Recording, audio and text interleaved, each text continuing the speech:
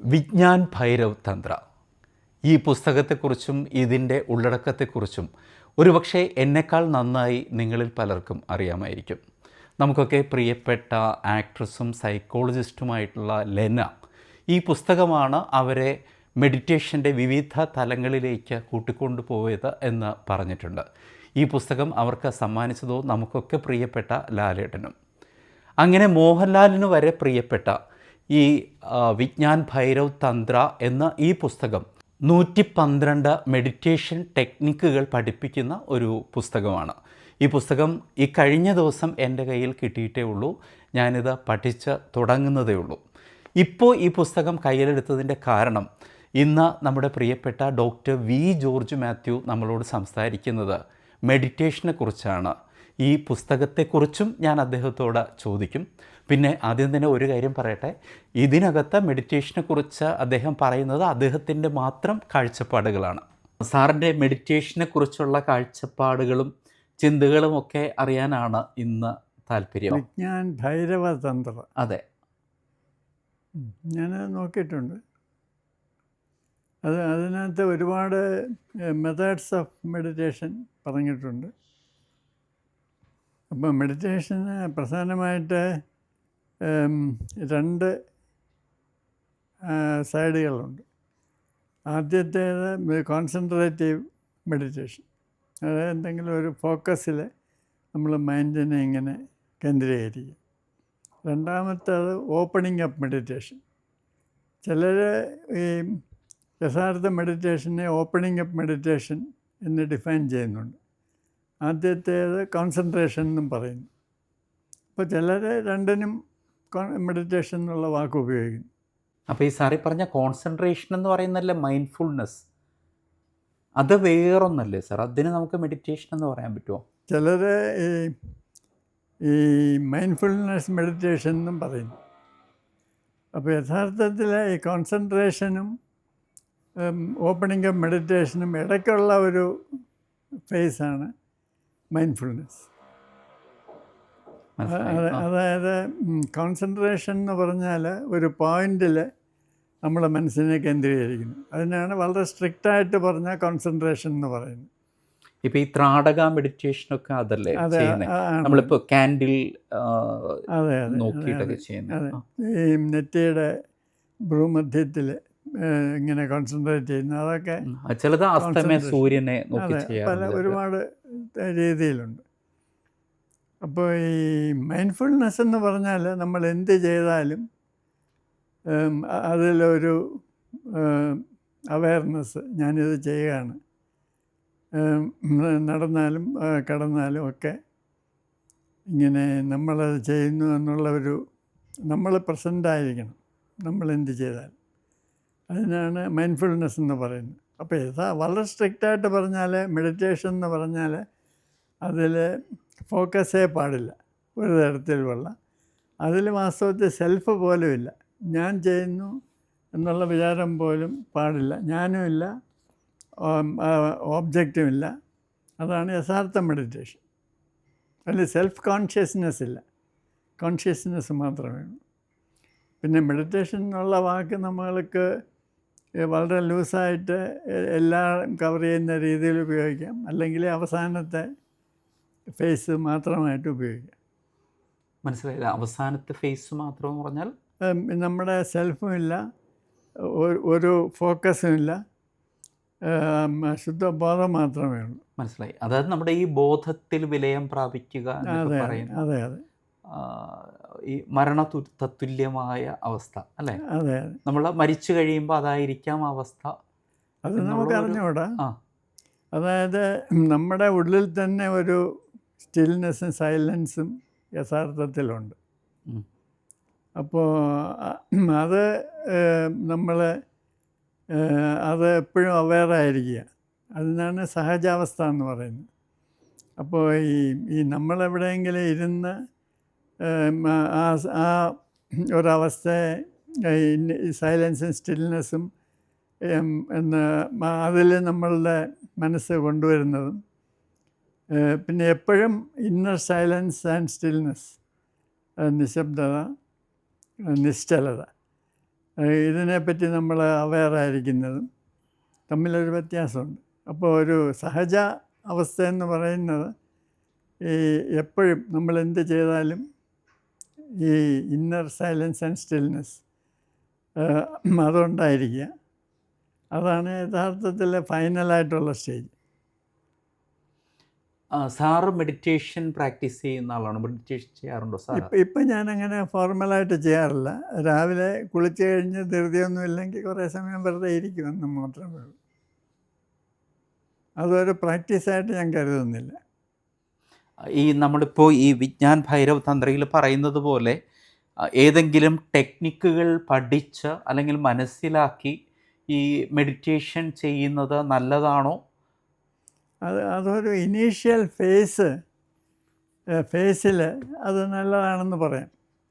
കാരണം ചിലർക്ക് ചില ടെക്നിക്കുകൾ കൊണ്ട് കൂടുതൽ പ്രയോജനം കിട്ടിയെന്ന് വരാം. പക്ഷേ ഫൈനലായിട്ട് ഈ നമ്മളെന്തെങ്കിലും ചെയ്യുന്നു എന്നുള്ള വിചാരം പാടില്ല. അത് സാധാരണ പറയാറുള്ള ഒരു ഉദാഹരണം ഈ കാരറ്റ് സ്റ്റിക്ക് പ്രോബ്ലം എന്നാണ്. അതായത് ഒരു കഴുതയുടെ കഴുത്തിൽ ഒരു കമ്പ് നീട്ടി കെട്ടി വെക്കുക, ആ കമ്പിൻ്റെ അറ്റത്ത് ഒരു ക്യാരറ്റ് കെട്ടി തൂക്കുക. അപ്പോൾ കഴുത നോക്കുമ്പോൾ ആ ക്യാരറ്റ് കാണും. അപ്പോൾ ഈ ക്യാരറ്റ് എത്തിപ്പിടിക്കാൻ വേണ്ടി കഴുത ഇങ്ങനെ ഓടും. അപ്പോൾ കഴുതയ്ക്കറിയാൻ ഞാൻ സ്വന്തം കഴുത്തിൽ കെട്ടിയിരിക്കുന്ന സ്റ്റിക്കിൻ്റെ അറ്റത്താണ് ഈ കാര്യം. ഇത് തളർന്ന് വീഴുന്നവരെ കഴുത ഓടും. അതുപോലെയാണ് ഈ മെഡിറ്റേഷൻ. നമ്മൾ എന്തോ വലുതായിട്ട് കിട്ടുമെന്നുള്ള പ്രതീക്ഷയിൽ ഇങ്ങനെ വിജ്ഞാന ഭൈരവ തന്ത്രമൊക്കെ വായിച്ച് ഒരുപാട് സമയം ഇങ്ങനെ നമ്മുടെ മനസ്സുമായിട്ട് ഗുസ്തി പിടിക്കുകയാണ്. പക്ഷേ ഒരു ഇനീഷ്യൽ ഫേസിൽ ഇത് ചെയ്യണം. കാരണം നമുക്ക് എന്തെങ്കിലും ഒരു ഉദ്ദേശം ഉണ്ടെങ്കിലേ നമ്മൾ എന്തെങ്കിലും ചെയ്യുള്ളൂ. പക്ഷേ ഈ ലീനിയർ ഫേസ് തീരുമ്പോഴാണ് യഥാർത്ഥ ഫേസ് വരുന്നത്. യഥാർത്ഥ ഫേസിൽ ലക്ഷ്യമൊന്നും പാടില്ല. അതായത് ലക്ഷ്യം ഇല്ലാതാകണം.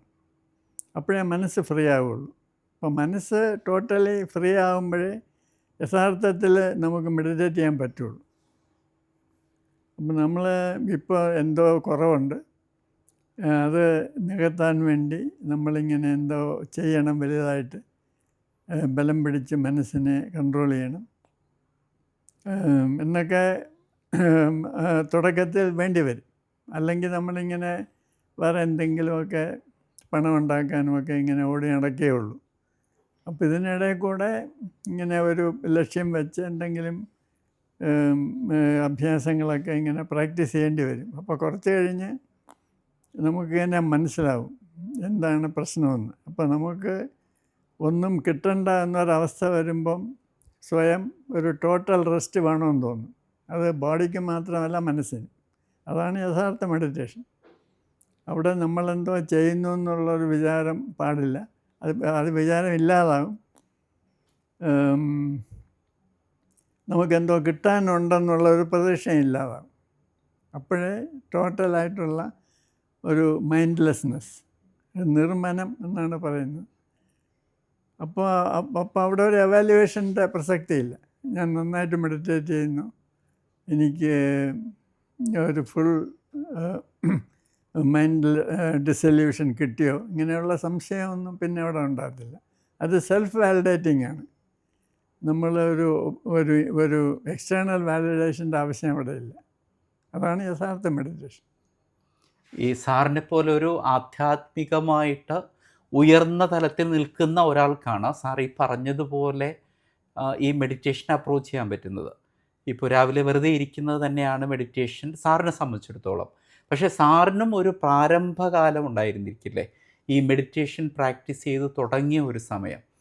അന്ന് സാർ എന്തെങ്കിലും ടെക്നിക്കുകൾ അവലംബിക്കുമായിരുന്നോ? ഈ 1960-കളിൽ എൻ്റെ പ്രധാന റിസർച്ച് മെഡിറ്റേഷനിലായിരുന്നു. അപ്പോൾ എൻ്റെ കൂടെ പലരും റിസർച്ച് ചെയ്യാൻ വന്നവരൊക്കെ ഇതിൽ വർക്ക് ചെയ്തിട്ടുണ്ട്. അപ്പോൾ ഒരാൾ PhD ചെയ്തത് തന്നെ മെഡിറ്റേഷനിലാണ്. ആണോ? അപ്പോൾ അയാൾ ഞങ്ങൾ ഒരുപാട് അന്നത്തെ പോപ്പുലറായിട്ടുള്ള ഒരുപാട് ടെക്നിക്കുകൾ ഞങ്ങൾ ഫോളോ അപ്പ് ചെയ്തിട്ടുണ്ട്. ഗുരുക്കന്മാരെ കണ്ട് അവരുടെ ശിഷ്യന്മാരെയൊക്കെ ഇൻ്റർവ്യൂ ചെയ്ത്. അത് TM അക്കാലത്ത് TM കുറച്ച് കഴിഞ്ഞ് വന്നതാണ്. പിന്നെ ആദ്യകാലത്തെ ഈ ശിവരാജയോഗം എന്നൊക്കെ പറഞ്ഞ് ചില ലോക്കലായിട്ടുള്ള ടെക്നിക്കുകൾ അതൊക്കെ പ്രാക്ടീസ് ചെയ്യുന്നവർ ഇങ്ങനെ പല അതെന്തായിരുന്നു സാറേ ശിവരാജയോഗം എന്ന് പറയുന്നത്? അത് ഈ ഒരുപാട് മെഡിറ്റേഷൻ പ്രാക്ടീസ് ഈ കുണ്ടലിനി യോഗമായിട്ടൊക്കെ ബന്ധപ്പെട്ട് അതിൽ ഈ ഈ ചക്ര മെഡിറ്റേഷൻ എന്നൊക്കെ പറയും. ഈ നമ്മളുടെ കുണ്ടലിനി മൂലാധാരത്തിൽ നിന്നിങ്ങനെ സുഷുമ്ന വഴി ബോധം മുകളിലോട്ട് പോകുന്നു. അങ്ങനെയുള്ള വിഷ്വലൈസേഷനും അതിൻ്റെ കൂടെ ബ്രീത്തിങ്ങും ബ്രെത്ത് കൺട്രോളും പിന്നെ ചില മന്ത്രങ്ങളും ഈ സോഹം പോലെയുള്ള ഇതെല്ലാം കൂടെ ചേർത്തുള്ള ഒരുപാട് ഡിഫറെൻറ്റ് ടെക്നിക്സ് ഉണ്ട്. ഇതിൻ്റെയൊക്കെ അവസാനമാണ് മെഡിറ്റേഷൻ വരുന്നത്. അപ്പോൾ ഇതൊക്കെയാണ് നമ്മളന്ന് സ്റ്റഡി ചെയ്തത്, ബുദ്ധിസ്റ്റ് മെഡിറ്റേഷൻ. അതിൽ എന്തെങ്കിലും കാര്യമുണ്ടോ ഈ പറയുന്നത് പോലെ ഈ കുണ്ടലിനി എവേക്കനിങ്, ഈ സീമൻ റിട്ടൻഷൻ? അതിപ്പോൾ നമ്മൾ ഒരു ഇരുമ്പ് കഷ്ണം എടുത്തിട്ട് ഒരു മാഗ്നറ്റ് ഇങ്ങനെ കുറേ പ്രാവശ്യം അതിൽ വരസുകയാണെങ്കിൽ ഈ ഇരുമ്പ് കഷ്ണം ഒരു മാഗ്നറ്റായിട്ട് മാറും.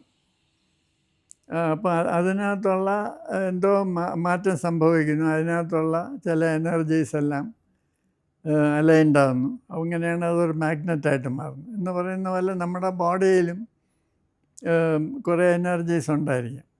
അപ്പോൾ അത് നമ്മളിങ്ങനെ കുറേ വിഷ്വലൈസേഷൻ വഴി നമ്മളിങ്ങനെ ഇമാജിൻ ചെയ്യുമ്പോൾ ഒരു പക്ഷേ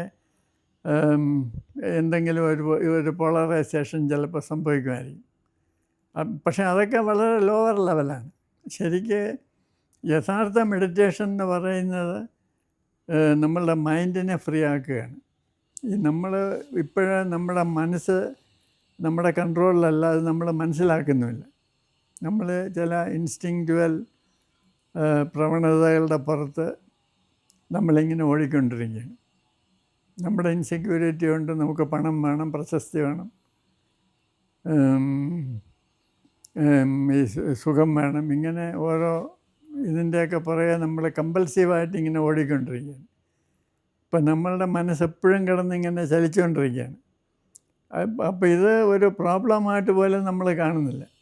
നമ്മളുടെ റെസ്റ്റ്ലെസ് ആയിട്ടുള്ള മൈൻഡ് പറയുന്നതെല്ലാം നമ്മൾ കമ്പൽസീവായിട്ട് ചെയ്തുകൊണ്ടിരിക്കുകയാണ്. അപ്പോൾ ഇത് നമ്മളെ ഇങ്ങനെ തളർത്തുന്ന ഒരു കാര്യമാണ് എന്നുള്ള തിരിച്ചറിവ് കിട്ടുമ്പോഴാണ് മെഡിറ്റേഷൻ പ്രാക്ടീസിലേക്ക് വരുന്നത്. അപ്പോൾ നമ്മുടെ മൈൻഡ് ഈ ഭയത്തിൽ നിന്നും ആഗ്രഹങ്ങളിൽ നിന്നുമൊക്കെ വിമുക്തമാകുമ്പോൾ ആണ് നമ്മൾ യഥാർത്ഥ പീസ് ഓഫ് മൈൻഡ് കിട്ടുന്നത്. അതുവരെ നമ്മളിങ്ങനെ ആവശ്യമില്ലാതെ ഓടിക്കൊണ്ടിരിക്കുകയാണ്. അത് ഈ ക്യാരറ്റിൻ്റെ പുറകെ ഓടുന്ന പോലെയാണ് നമ്മളെല്ലാം ഓടുന്നത്. ഇങ്ങനെ ഓടിത്തളർന്ന് ഇപ്പോൾ സാറിനോട് നമ്മൾ ഈ വിഷയം സംസാരിക്കുന്നത് ഒരു സ്പിരിച്വൽ പേഴ്സൺ എന്നുള്ള രീതിയിൽ സാറിനെ അടുത്ത് അറിയുന്ന ഒരാൾ എന്നുള്ള രീതിയിലാണ് ഞാൻ ഈ വിഷയത്തിലേക്ക് പെട്ടെന്ന് വന്നത്. അതിനോടൊപ്പം തന്നെ സാറ് സൈക്കോളജിസ്റ്റുമാണ്. ഈ അമിതമായി മെഡിറ്റേഷൻ ചെയ്ത് അല്ലെങ്കിൽ മെഡിറ്റേഷന് പിറകെ ഈ അമിതമായി ഭ്രമിച്ച് മെഡിറ്റേഷൻ സാർ ഇപ്പോൾ പല ഉദാഹരണങ്ങളിലൂടെ പറഞ്ഞ് വ്യക്തമാക്കിയതുപോലെ ഈ നിരന്തരം എത്രത്തോളം കൂടുതൽ സമയം മെഡിറ്റേറ്റ് ചെയ്യുമോ അത്രത്തോളം നിങ്ങളെന്തോ വലിയ എൻലൈറ്റൻമെൻറ്റ് നിങ്ങളെ കാത്തിരിക്കുന്നു എന്നുള്ള ഒരു വിശ്വാസത്തിൽ അതിനു പിറകെ ഓടി മാനസികമായി പ്രശ്നങ്ങളിൽ എത്തിപ്പെട്ട ഒരുപാട് പേര് സാറ് കണ്ടിട്ടുണ്ടാവുമല്ലോ. തീർച്ചയായിട്ടും അത് കൂടുതൽ പേരും അങ്ങനെയാണെന്നാണ് എനിക്ക് തോന്നുന്നത്. ഇത് ഞാൻ ഒരു മതത്തിനെ പറ്റി ദൂഷ്യം പറയുകയല്ല, പക്ഷേ ഏറ്റവും ഇത് കുഴപ്പത്തിലാകുന്നത് ജൈന മതക്കാരാണ്. ഈ ജൈന മതം വളരെ നല്ല ഒരു മതമാണ്. നമ്മുടെ ഈ ഭാരതീയ സംസ്കാരം ഇന്നത്തെ നിലയിൽ എത്താൻ പ്രധാന കാരണം ജൈന മതമാണെന്നാണ് എൻ്റെ അഭിപ്രായം. പക്ഷേ ഈ ജൈൻ മൊണാസ്ട്രികളിൽ ഞാൻ പോയപ്പോൾ അവിടുന്ന് ഓടി രക്ഷപ്പെട്ടാൽ മതിയെന്ന് തോന്നി. കാരണം ഇവർ ഇങ്ങനെ ഇപ്പോൾ നിർവ്വാണം കിട്ടണമെന്നും പറഞ്ഞ് ഇങ്ങനെ ഒരുപാട് മണിക്കൂർ ഇങ്ങനെ മെഡിറ്റേറ്റ് ചെയ്ത് പ്രോപ്പറായിട്ട് ആഹാരമൊന്നും കഴിക്കാതെ മെലിഞ്ഞ് പലരും വളരെ ഒരു സൈക്കോട്ടിക് ലെവലിലാണ്. അവർ ഭയങ്കര സിൻസിയറായിട്ടാണ് ഈ ബലം പിടിച്ച് മെഡിറ്റേറ്റ് ചെയ്യുന്നത്. ഞങ്ങളുടെ റിസർച്ച് കണ്ടെത്തിയത് ഈ തമസ് ഞങ്ങൾ ഇനേർഷ്യ എന്നാണ് പറയുന്നത്. ഇനേർഷ്യ കൂടുതലുള്ളവർ മെഡിറ്റേഷൻ ചെയ്യാൻ ശ്രമിച്ചാൽ മിക്കവാറും അവർ ഉറങ്ങിപ്പോകും. ഈ രാജസിക ടെമ്പർമെൻ്റ് ഉള്ളവർ അമിതമായിട്ട് മെഡിറ്റേറ്റ് ചെയ്യാൻ ശ്രമിച്ചാൽ അവർ മേനിക്കായിട്ടും പോകും, അവർ ഓവർ ആക്റ്റീവാകും. അപ്പം ശരിക്കും ഒരു മെഡിറ്റേറ്റ് ചെയ്യണമെങ്കിൽ ഒരു സാത്വിക ടെമ്പർമെൻറ്റ് വേണം. ഒരു മിനിമം സാത്വിക ടെമ്പർമെൻറ്റ് ഇല്ലാത്തവർ മെഡിറ്റേറ്റ് ചെയ്യുമ്പോഴാണ് അവർക്ക് കുഴപ്പങ്ങളുണ്ടാകുന്നത്, പ്രത്യേകിച്ച് അവരിത് ഓവർഡു ചെയ്യുമ്പോൾ. അതുകൊണ്ടാണ് നമ്മൾ അവസാനം ഇത് പ്രോപ്പഗേറ്റ് ചെയ്യുന്നത് നിർത്തിയത്. പണ്ടൊക്കെ ആര് വന്നാലും പിടിച്ച് മെഡിറ്റേറ്റ് ചെയ്യിക്കുമായിരുന്നു. പിന്നെ ഇത് പലർക്കും ദൂഷ്യഫലങ്ങൾ ഉണ്ടാക്കുന്നു എന്നുള്ള തിരിച്ചറിവ് ഉണ്ടായപ്പോൾ നമ്മൾ നിർത്തിയത്. സാറി പറഞ്ഞു തരുന്ന പ്രധാനമായിട്ടും മനസ്സിലായത് നമ്മൾ മെഡിറ്റേഷൻ പ്രാക്ടീസ് ചെയ്യുന്നതിന് മുൻപ് ആർജിക്കേണ്ടത് സാത്വിക് ക്വാളിറ്റീസാണ്. അതെ, അല്ലേ? കറക്റ്റ്. ഓക്കെ.